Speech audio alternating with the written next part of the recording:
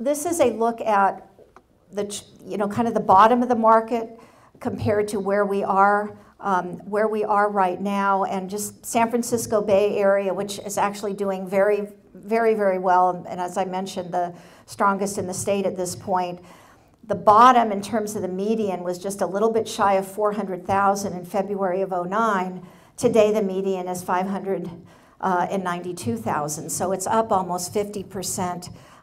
From the trough, but from where it was, it's probably still down something like 30%. So again, moving up from the cycle, but still a ways to go. Inventory is down around what we would consider a normal unsold inventory. I think the long-term average is around a 7-month supply, so we're actually a little bit short below that. But when you break it out by price category, you see the problem.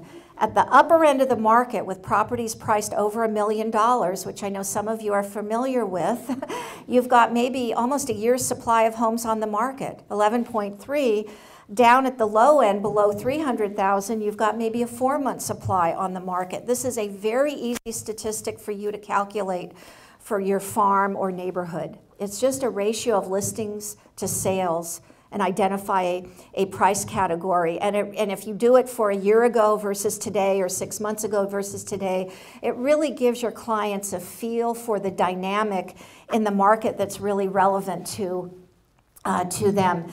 Here's a look at the percent of distressed sales a year ago versus now. And just the one point there is we're actually seeing a decline in the percent of distressed sales, even though it's still very high in many of these areas. It's down from the peak, and this is consistent with the kind of healing that we're seeing overall in the market, and the very strong demand for distressed properties by first-time buyers and investors, right?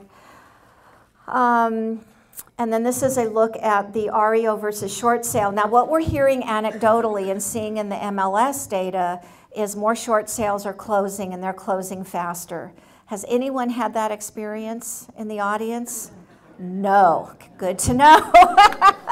Because in some areas, that has been the case. How many of you have worked a short sale? How many of you enjoyed that experience?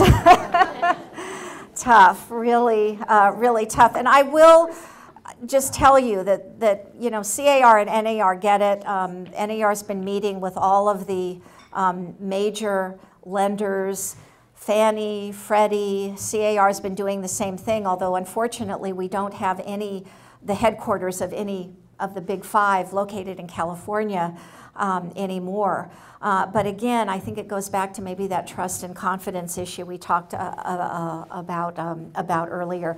Here's a look at the California foreclosure filings that have kind of leveled off notice of trustee sales and notices of defaults at a relatively high level, historically around 300,000. I want to recommend the website foreclosureradar.com. There is a lot of great information and a lot of great free information on that site about what's happening, and it's going to be 4 to 5 years of a workout of foreclosures. When I was at NAR, I was in one meeting where the focus was on Florida, and one of the economists said that's going to be a 10-year deal in terms of the foreclosures in Florida. So the good news is the banks aren't putting everything on the market at once. They cannot afford to do that. Their balance sheets would blow up, but it does mean that we are just going to get a steady stream of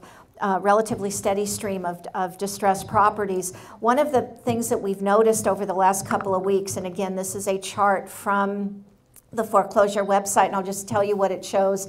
In the last 3 months, the number of auctions that were canceled at the last minute at the courthouse steps has started to come down, and the number of RE properties for sale has started to come up. So there does seem to be some acceleration of the process, if you will.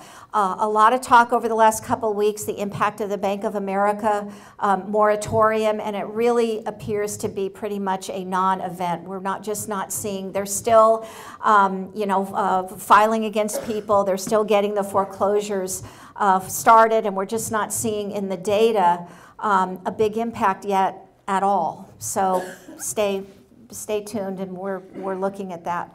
Okay, let's look at Marin.